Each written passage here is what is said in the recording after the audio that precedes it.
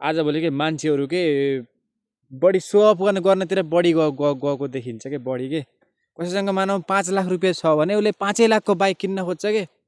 अनि 5 लाखको बाइक किनेर चल्छ त उसलाई पेट्रोल भर्न पर्यो कहिलेकाहीँ सर्भिस गर्नु पर्यो इत्यादि अरू पारिवारिक कुराहरू भयो धेरै कुराहरू खर्च गर्ने बाटो त धेरै हुन्छ नि त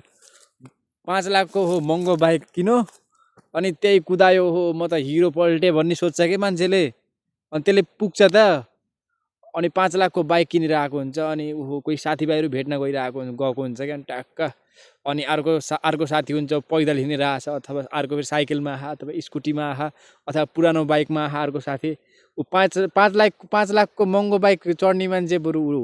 उसले फेरि पैसा पे गर्ने टाइम आउँछ नि त पैसा पे गर्ने टाइममा जो मान्छे उस्तै पऱ्यो जो मान्छे हिँडेर आएको छ नि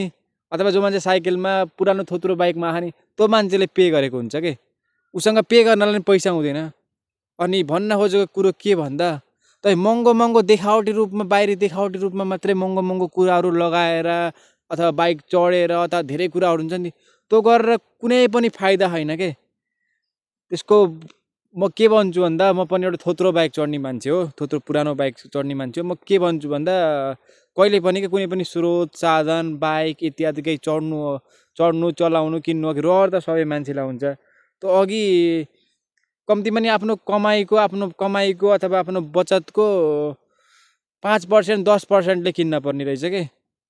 आफूले सबै अब तपाईँको जति बचत छ त्यतिको बाइक किन्नु भयो अथवा अरू कुराहरू केही किन्नु भयो भने त्यो भोलि के गर्ने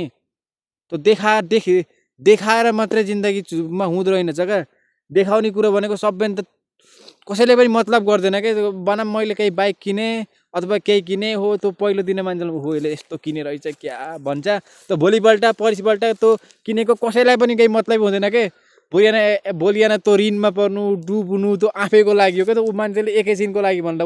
भन्दा एकछिनको लागि त्यसपछि सबै जति पनि भार पर्छ नि आफ्नो लागि पर्छ क्या त्यही पनि केही पनि चिजहरू किन्नु छ केही कुरा गर्नु छ अथवा जिन्दगीमा केही पनि कुराहरू अरूलाई देखाउनको लागि कहिले पनि गर्न हुँदो रहेनछ क्या अरूलाई देखाउनको लागि अरूलाई देखाएर त कामै छैन क्या अहिलेको जमाना